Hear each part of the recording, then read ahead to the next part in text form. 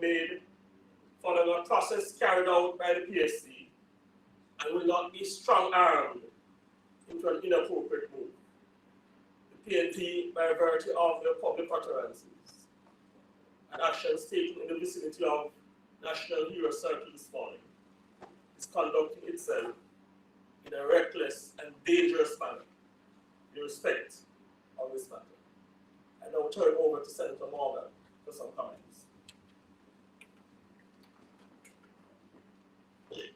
Thank you, Senator Fitz-Henley. Good morning, members of the media. Good morning, Jamaicans all. Through is legislation and appropriate provision of resources, the Andrew Holness-led Jamaica Labour Party government is leading Jamaica into a brighter, safer, and more prosperous future.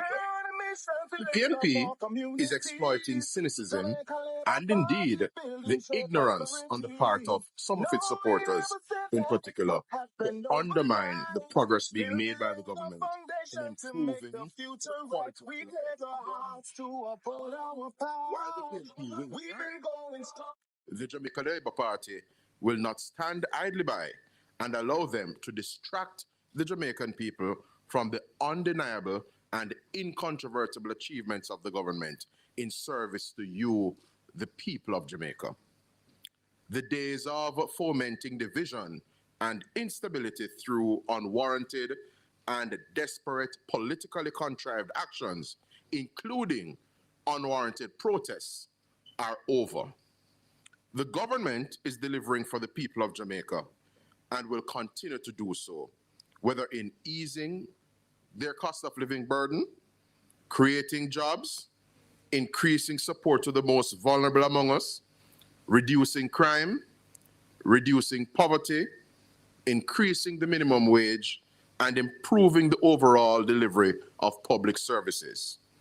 Our Prime Minister and Jamaica Labour Party leader, the Most Honourable Andrew Holness, issued a charge to Labourites and indeed all right-thinking Jamaicans last evening in addressing a meeting in West Central St. James. He has urged us to protest, and this protest is not destructive in nature.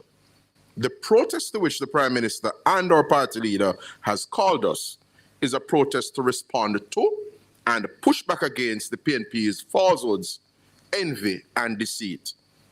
What the PNP is calling on the government to do is something that is wrong. It would be highly improper and irregular for the government to interfere or otherwise unduly insert itself into a process that is the sole prerogative of the Public Service Commission. The public should, quote, take sleep and mark death, end quote. As the opposition PNP is basically indicating to us, they are telegraphing to us what they would do and how they would operate were they to form the government in this country. Their administration would be amenable to, apparently, breach long-standing and well-established systems and procedures governing the appointment of senior executives in the government service. There is no proper, sound, or lawful ground or basis on which the Public Service Commission's appointment of Mr. Dennis Strong is to be rescinded. The Jamaica Labour Party is pushing back against the PNP and its destructive tendencies in the most strident, assertive, and vociferous manner. While the PNP misleads its supporters, we in the Jamaica Labour Party are committed to accurately informing and empowering our supporters.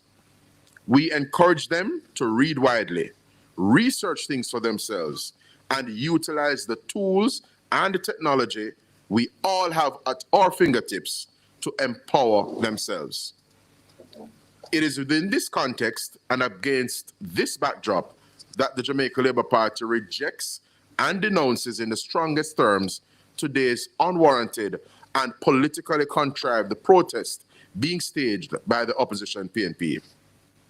The PNP claims to be standing up for good governance when they themselves are the architects and proponents of bad governance. They claim to be rescuing Jamaica from corruption, when in fact, they are the architects and masters of corruption in this country. In fact, many regard the PNP as the most corrupt political party in the Caribbean. As an example of the PNP's glaring historical and institutionally embedded political corruption, one may look to the Ministry of National Mobilization, led by its then controversial General Secretary, the late D.K. Duncan, following the 1976 general election. And of course, there was the attendant Pickersgill Committee of Political Purity, i.e., the Pickersgill Accreditation Committee. It was headed by the PNP's former chairman, Mr. Robert Bobby Pickersgill. And it was Gladstone Mills, in a profound lecture some years ago, who indicated that the Pickersgill Committee of Political Purity had the task of screening candidates to ensure that appointees under a PNP administration were of impeccable political purity. Gladstone Mills wrote, and I quote, Minister D.K. Duncan of the new Ministry of National Mobilization expressed the position without equivocation in relation to civil servants in that organization when he stated in Parliament, and Gladstone Mills is quoting then Minister D.K. Duncan as having said the following in the Parliament of Jamaica. In a Ministry of National Mobilization, in a socialist government, it is very difficult to employ somebody who is not a socialist. I make no apology. Every single employee in the Ministry of National Mobilization, his credentials as a democratic socialist are clear and pure. It has not escaped notice, ladies and gentlemen, and it is extremely ironic that the very location that the PNP is attending upon this morning is itself a profound reminder of PNP corruption. As members of the public, you may recall the infamous Hero Circle fencing project, which was shrouded in controversy and marred by allegations of corruption. The PNP and its leaders are hypocrites in our view and have no moral authority to accuse anyone of corruption. Indeed, the PNP is corruption personified. The protest action being staged by the opposition PNP is simply aimed at spreading propaganda, besmirching the reputation of someone who has served Jamaica with distinction over the years, whether it is in the private sector or in the public sector. By way of its protest, the PNP, at the expense of stability in the country and the people's good name and reputation, is simply seeking to energize its base and boost support for its historically corrupt party as it limps toward the impending general elections. Desperate and despicable manner, the opposition, PNP, is using this protest to mislead its base and deceive other members of the public through reckless and irresponsibly engineered, contrived, and manufactured rage on the basis of a crisis that does not exist. It is as clear as day. Even the blind can see through the PNP. They are operating as though they own Jamaica. They are operating as though they hold a title to Jamaica. Now, the question that must be asked of the PNP on a day like today is, who died and willed Jamaica to you in the PNP? Who died and transferred a title to Jamaica to you as members and supporters of the PNP? Instead of uplifting people and presenting uplifting messages and ideas, the PNP seeks to foment division and destruction. For example, its embattled General Secretary, Dr. Dayton Campbell, indicated to PNP supporters a few weeks ago that when people go low, he goes lower. That is what he's inviting his party supporters to do. Engage in going lower rather than to be their best selves. How could words like that have escaped the lips of a senior member in the leadership of the country's parliamentary opposition. What kind of message is that? What kind of example is the PNP setting for our children and our young people looking on? Jamaica is not a banana republic. The PNP should be condemned and denounced by all law-abiding, well-thinking, and well-intentioned Jamaicans.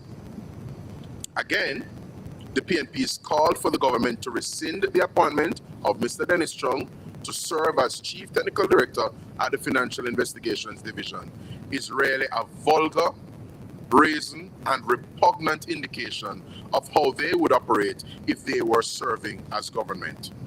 They would simply rescind appointments made by the Public Service Commission to senior executive posts in the civil service.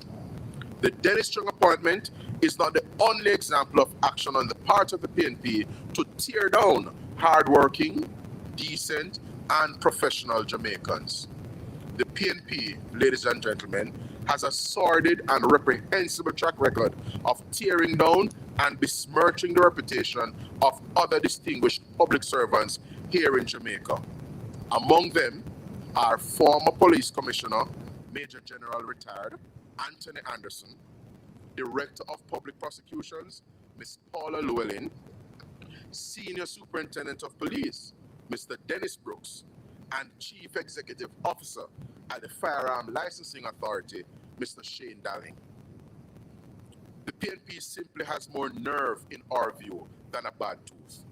While they seek to pass themselves off as defenders of good governance, what they are actually calling for is, and they're doing so in a corrupt manner, is for the government to do something that is improper and irregular. We have not forgotten the many PNP corruption scandals over the years. Even in more recent times, the PNP-controlled Manchester Municipal Corporation has been embroiled in a $400 million corruption scandal, as well as MOCA having conducted raids on other PNP-controlled municipal corporations in recent times, such as the St. Catherine Municipal Corporation.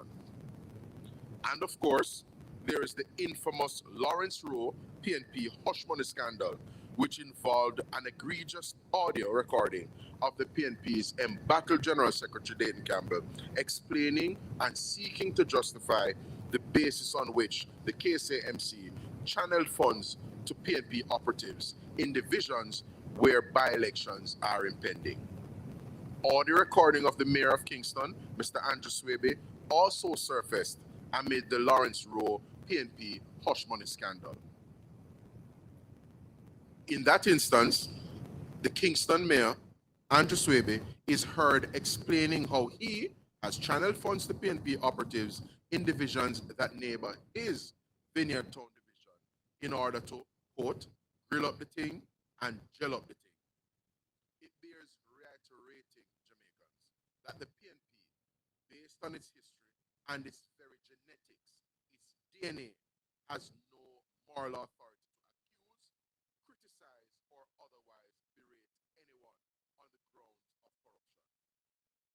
For the avoidance of any doubt, it is to be noted that like any other Jamaican exercising his or her constitutional right to freedom of expression, Dennis Strong, given his skill sets, extensive experience, and considerable technical professional expertise, has contributed to public discussion programs and has been engaged by media over the years in his capacity as a financial analyst and a public affairs commentator to opine from time to time on pertinent issues. This is not limited to Dennis Strong. Several other persons in other spheres of national life have done the same thing. Like any other Jamaican, he had a right to apply for and be considered for any job for which he is suitably qualified. Any suggestion, therefore, that Dennis Strong's considered technical opinion and comments in his capacity as a financial analyst and indeed a public affairs commentator in media, along with his qualifications, render him unsuitable and unfit to assume his appointment as Chief Technical Director at the Financial Investigations Division, FID, in our view, is unwarranted, unreasonable and represents a new low to which the PNP has sunk. But quite frankly, the PNP having sunk to a new level is concerning, is despicable, but not altogether surprising. Thank you. Thank you, Marlon. I'm going to employ the services of Marlon's microphone and make a few brief comments, then we take questions.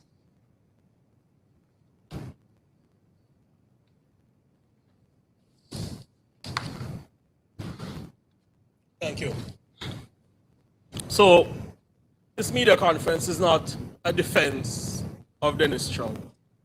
It is a condemnation of the PNP's insistence that the administration improperly interferes in a process supervised by and coordinated by an independent body.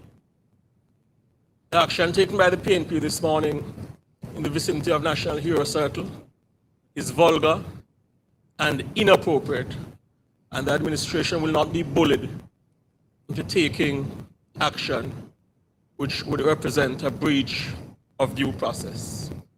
Members of the media, just before we take questions, I want a serious aspect of this matter as well. Condemns what we are advised are calls placed and messages sent by at least 4 senior members of the PNP and their surrogates to close associates of the Chief Technical Director of the FID, advising that in the interest of his family, he should decline the appointment. This action by senior members of the PNP is tantamount to inappropriate conduct and serious intimidation being leveled at a Jamaican who has served his country across various administrations. The PNP should cease and desist from the wanton act of intimidation, which is not only inappropriate, but offends due process and sends a chilling signal to members of the public service about how they intend to conduct themselves as they seek political power. We have information as well that the PNP has been attempting to apply in key and sensitive areas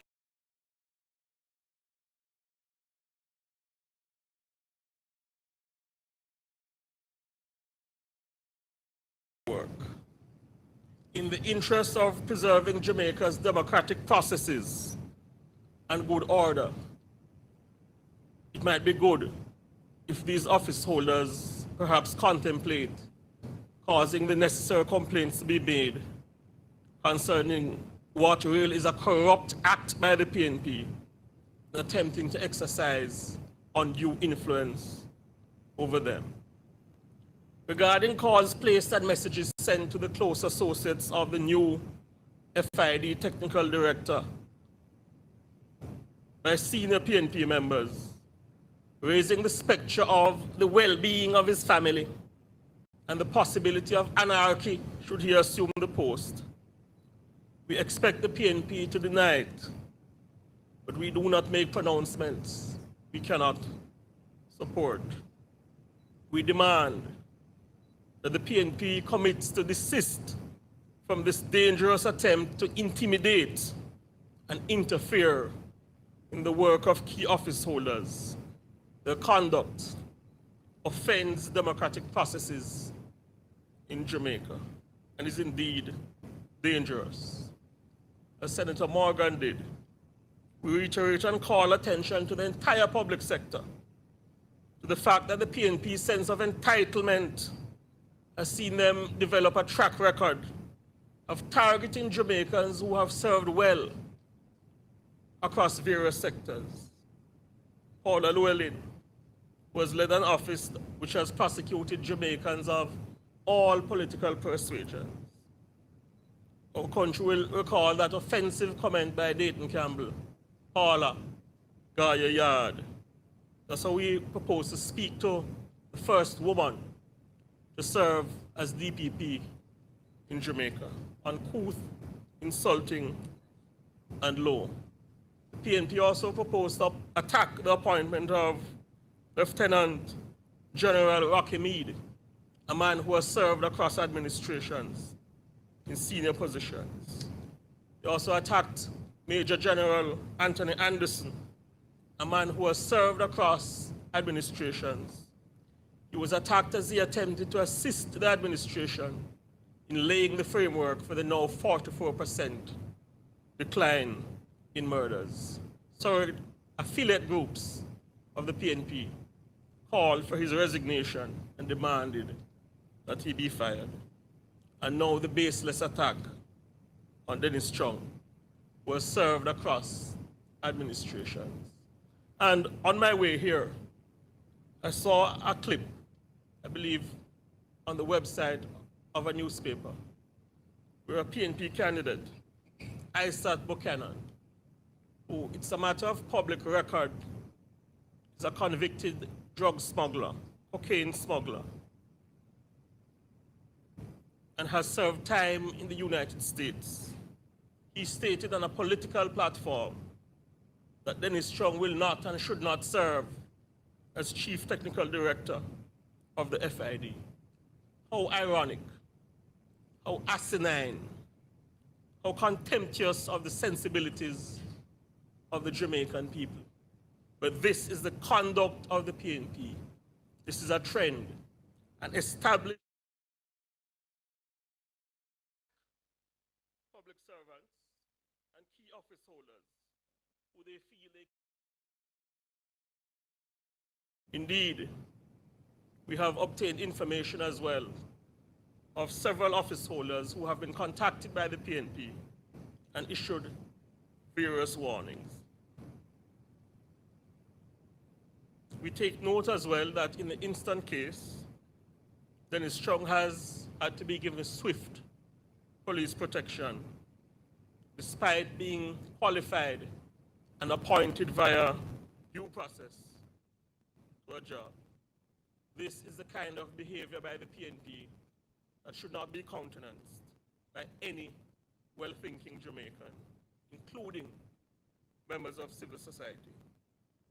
And we have no doubt that members of the public sector will, as the proverb says, take sleep and mark death.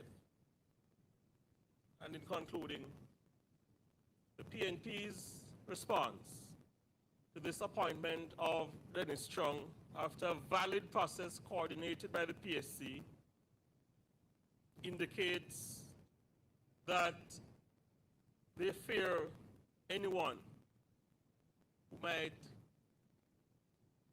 take a sober, professional, and fair approach to matters of the state. It indicates that they are desperate, that they are in a panic, because they have no plan or no message. The only plan is to tell lies on the government of Prime Minister Andrew Holness in a futile bid to distract from the good work of the Jamaica Labour Party administration. The PNP's approach is clear for all to see. They have no message and no plan. Hence, they have contrived outrage and sought to distract from the Jamaica Labour Party administration's achievements, from the lowest unemployment levels in Jamaica's history, the lowest incidence of poverty in Jamaica's history. And they are seeking to distract the attention of the population from a 44% decline in murders, the lowest murder rate we have seen in Jamaica at this point of the year over the past few decades. But I reiterate that the Jamaica Labour Party administration will not be bullied. We will not be phased. We will continue to do right by the Jamaican people. And we invite the Jamaican people to know that the PNP was not moved to protest when the security forces and customs